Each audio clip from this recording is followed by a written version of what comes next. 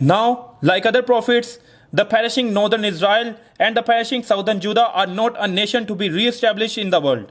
God will call, gather, and strengthen them to establish an eternal kingdom through Jesus Christ. The eternal and unchanging Word of God. One story. 67. Micah. Does not the Lord require you to walk humbly with God? Micah chapter 1 to chapter 7. The book of Isaiah began with the vision concerning Judah and Jerusalem that Isaiah son of Amos saw during the reigns of Uzziah, Jotham, Ahaz, Hezekiah, kings of Judah, and the book of Micah also started with the word of the Lord that came to Micah of Mosheth during the reigns of Jotham, Ahaz, and Hezekiah, kings of Judah, the vision he saw concerning Samaria and Jerusalem. Both are prophets who proclaimed the word of God in South Judah, centered on South Judah. Since the prophet Isaiah was called in the year of King Uzziah's death, it can be considered that the background of the time of Isaiah and Micah is almost the same. So the book of Micah is also called the little book of Isaiah. Micah also aimed for pro-Assyrian, anti-Egypt or anti-Assyrian, pro-Egypt in the surrounding circumstances, not relying on God but on other nations and their military power. It was Egypt and Assyria at that time movement for them. But they did not know about Babylon, Mede Persia, Greek, and Roman empires that would appear in world history. They had to repent of their sins and trust in God, but they always only tried to avoid the immediate threat. South Judah seemingly was strong and wealthy, but their righteousness and justice had collapsed and the formal act of faith remained only on their lips without a sincere heart. Also, in the book of Micah the words, "But you, Bethlehem Ephrathah, though you are small among the clans of Judah, out of you will come for me one who will be ruler over Israel, whose origins are from of old, from ancient times," prophecies about the birthplace of the Messiah Jesus Christ, who will come about 700 years from then, and his eternal life. Now let's look at Micah. Hear, O peoples, all of you, listen. First, Micah begins his proclamation by saying, "Hear, O peoples, all of you, listen, O earth, and all who are in it." One of the things that God reproves God's people is that they do not listen. They have to listen carefully. Jacob's transgression because of the sins of the house of Israel. God, who said, "Listen," immediately reproached. He proclaimed judgment. He said the cause of all these were because of Jacob's transgression, because of the sins of the house of Israel. Just as God said that Nineveh was capital of Assyria and the center of sin, he said, "What is Jacob's transgression? Is it not Samaria? What is Judah's high place? Is it not Jerusalem?" So God will strike Samaria and Jerusalem. Even after that, God will continue to rebuke their sins and evils, proclaim punishment according to their sins, and speak of the miserable condition resulting from the punishment. "I will surely gather all of you, O Jacob." Whether he was sad or sick, God poured out his heart, and then through the inevitable burning compassion, he sustained God's people again.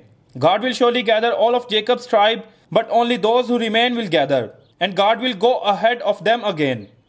He will hide his face from them. God speaking of the sins of God's people, proclaiming the punishment they must receive for their sins. Speaking of God's compassion, that he does not forget even during the punishment. Promising salvation, proclaiming judgment again, and pointing out their sins again is the typical repetitive form of the prophets.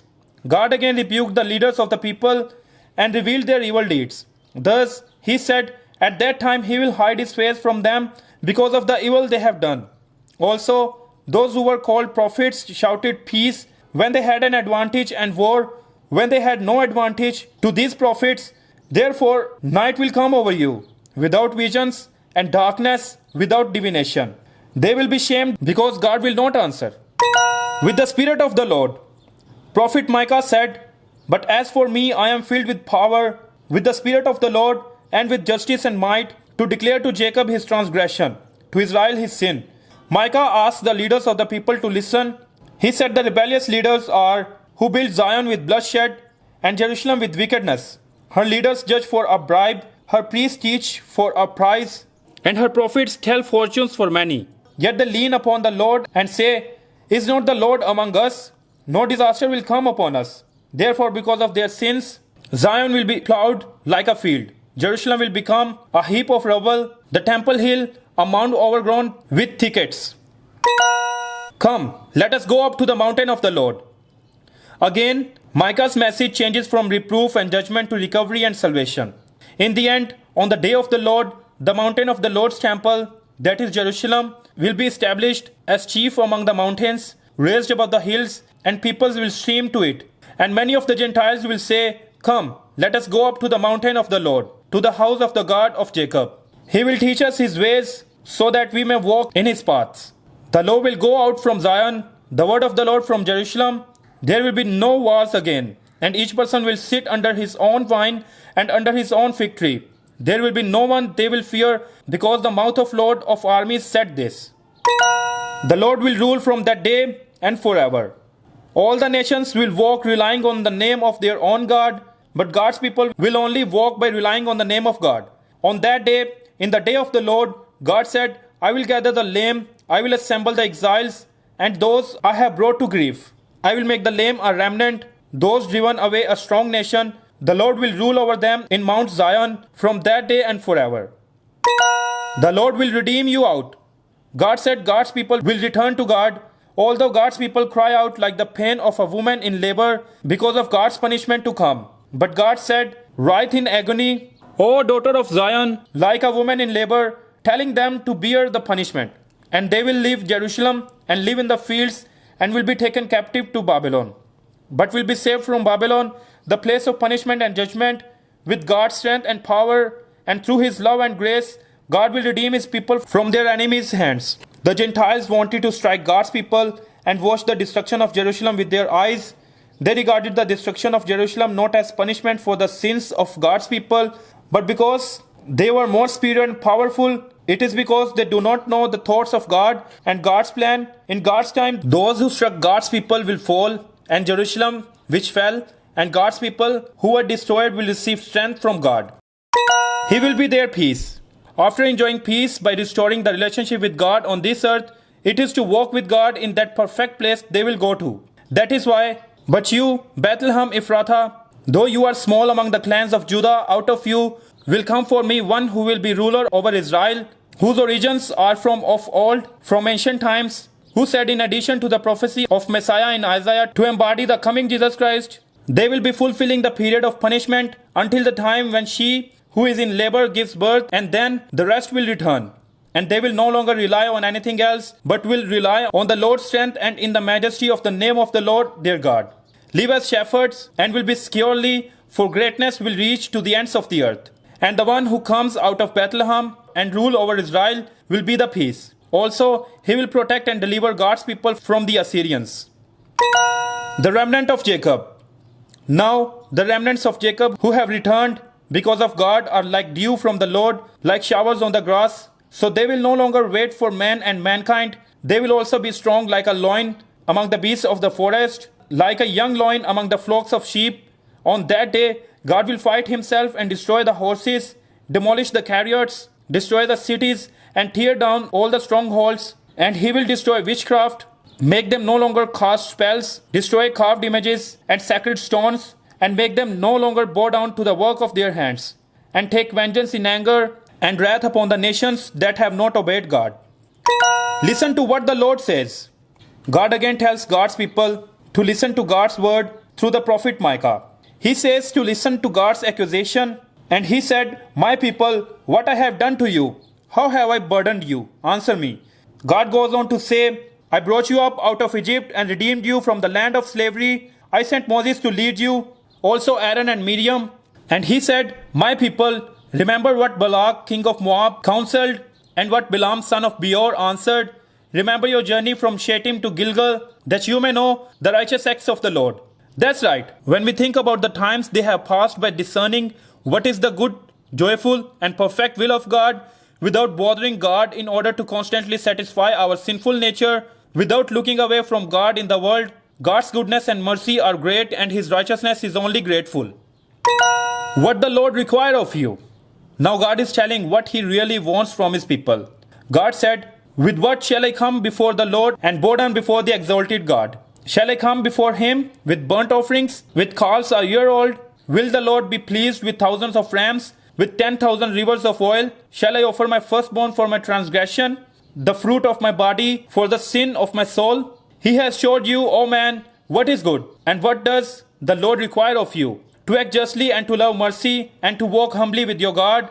What God really wanted from God's people was not a sacrifice or offering that he received countless times going through the wilderness. It was not even the most precious firstborn son or themselves. What God wanted was sincerity. It is to hold on to the word of God, to love God, and to humbly walk with God. To fear God's name is wisdom. God, who repeats recovery and salvation, reproof and comfort, points out the sins of God's people again. This was for not fearing God. They do not love nor fear God, so they were corrupt and rebelled.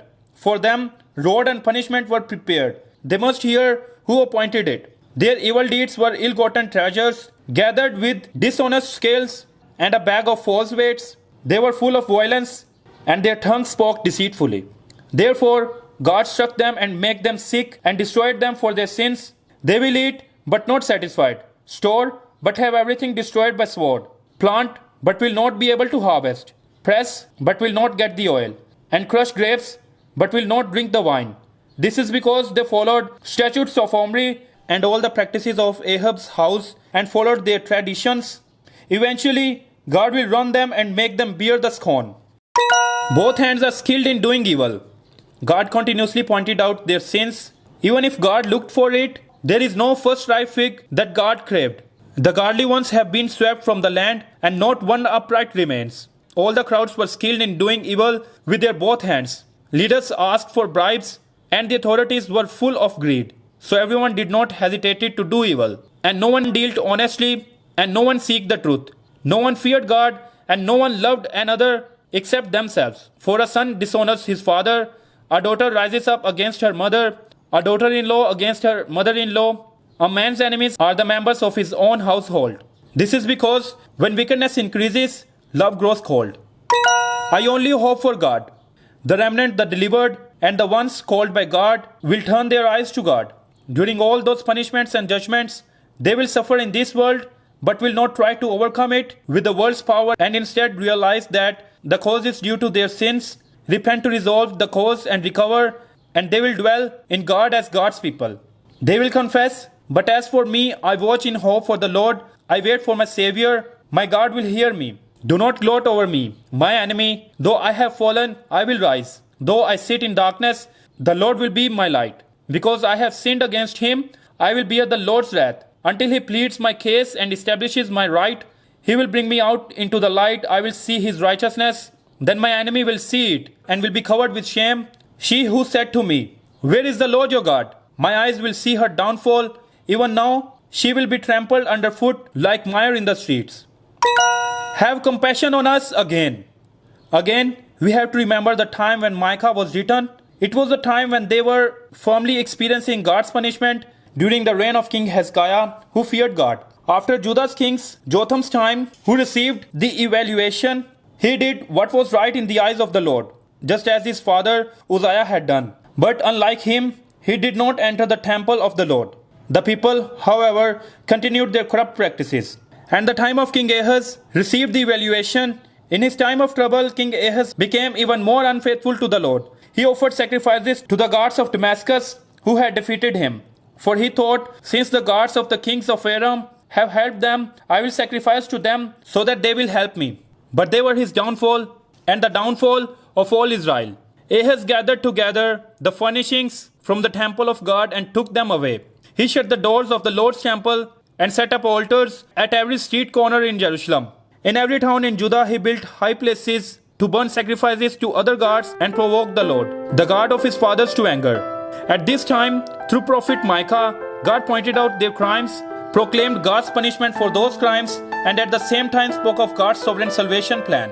Now what the prophet Micah should ask for is God's compassion. So the prophet asked, "Shepherd your people with your staff, the flock of your inheritance, which lives by itself in a forest, in fertile pasture lands.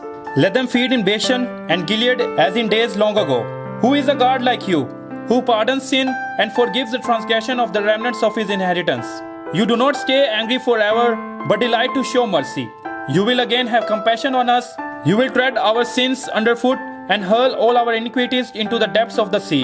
You will be true to Jacob and show mercy to Abraham, as you pledged on oath to our fathers in days long ago. God's desire was neither 1,000 rams nor 10,000 rivers of oil. God wanted to be with God's people. The story of this God wanting to walk with his people who are sinners, that story of love and zeal continues.